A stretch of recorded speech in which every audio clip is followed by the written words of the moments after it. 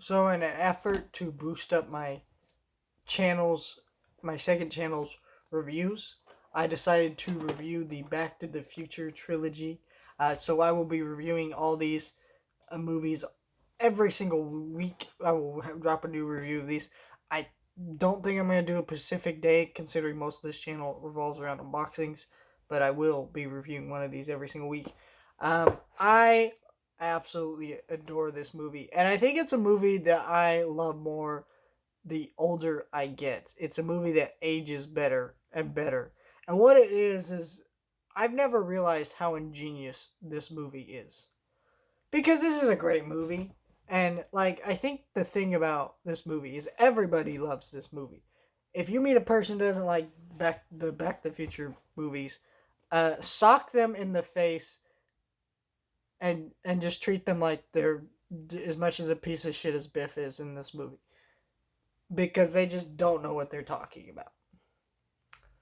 Um, Everybody loves these movies, but no one really sits down to discuss what makes these movies so great and and what makes them awesome. Besides, obviously, Christopher Lloyd is great.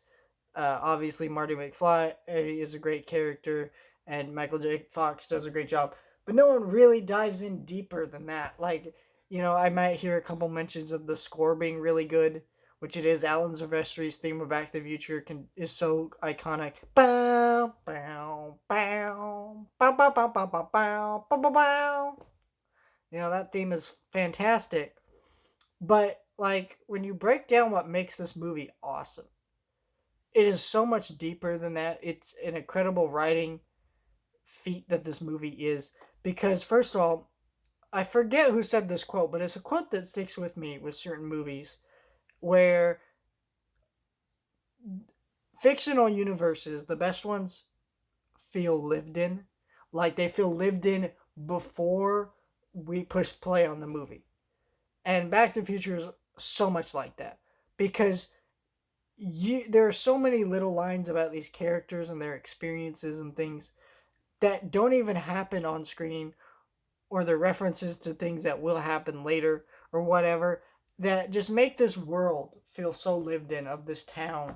Um, it also does a great job to further out the ideas of this film. Like, for example, in the beginning of the movie in 1985, you see a mayor trying to be reelected again, and and then when Marty goes back in time, there's a different mayor doing the same exact thing in in the 50s, right? And so what's great about that joke is it's a very much a political joke of like, you know, people about how like times don't really change that much, and a lot of politicians are kind of the same, and they promise a lot of the same things over and over again, things like that. It's just one joke, but it makes this world feel so lived in, and it's a well written, well executed, well thought out, ingenious joke. And that's really how the writing in this film works, is little things like that make this movie brilliant.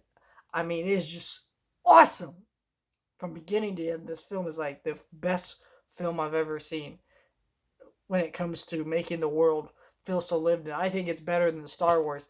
I think it's better than Lord of the Rings at doing that, because it's just ingenious.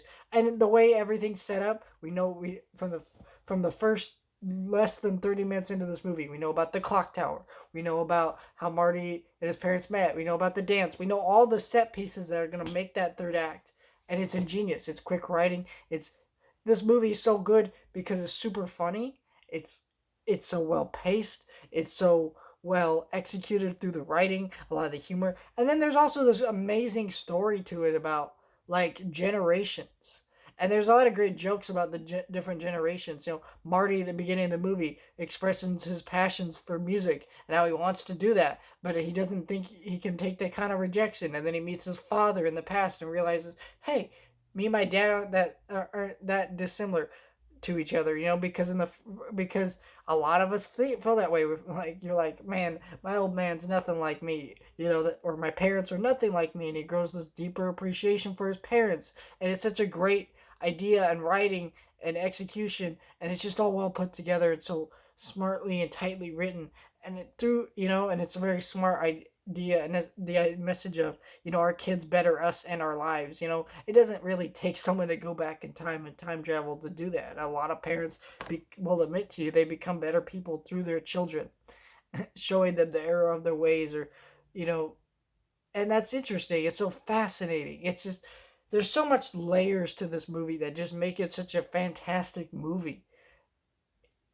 There, this is one of those movies that Hollywood just doesn't want to remake. I'm sure Universal was gonna be like, yes, one day we will reboot the Back to the Future movies. One day we'll make a sequel, spin off, whatever the shit, it'll happen. But I think there's a reason that they haven't touched it for so long, and that is because this is just a perfect movie. There is no way you could reboot it or bring it back in a way that would be better than this movie. It is just a 10 out of 10 movie. I do have one criticism with this movie. Bugs me every time I think about or watch it, which is that, man, Marty's dad's a fucking creep. And I mean that because, like, in the original timeline before Marty went back, how Marty's met his mom is he got hit by a car because he was peeking through a girl's window. And that's just the thing about it, is like, man, like, even Marty goes, my dad's a peeping Tom. And you're just like, ew. Like, it doesn't really do anything for the character. It's not funny. I don't really understand why that was ever put in the movie. Like, it just makes his character come off so creepy. Like, because even Marty wouldn't do that in the 80s. And maybe that's a sign of, like, in the past we had less respect for women, but I don't think they're even making a commentary about that. It's just this weird scene that turns me off to the character, the movie. Do I really want some dude who's a creep to get with Marty's dad?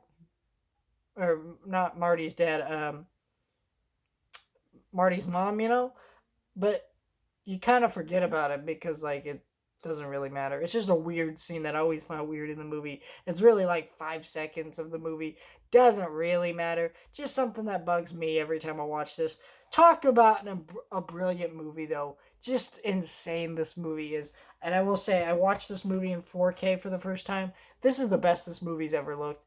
It is so shiny and crisp that it looks like a movie that was made today. It is just so good. This movie is incredibly timeless. I don't think there's a single aspect to this film that is dated. I mean, because even some of the aspects actually feel ahead of their time.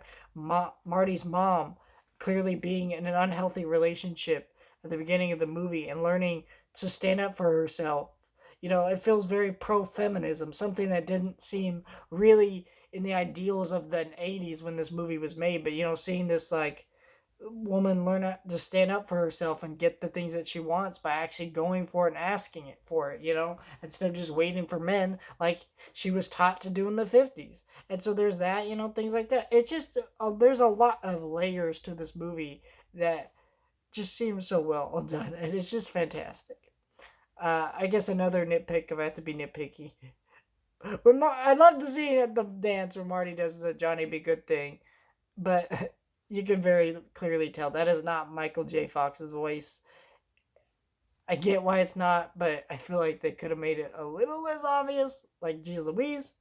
But otherwise, I don't really give a shit because this movie is still a 10 out of 10 with those two nitpicky things out of the way. Cannot wait to talk about part 2 and part 3. I hope I really like part 3 this time because I never really loved part 3, but we'll see when we get to that one. But yeah, Back to the Future. Great Scott!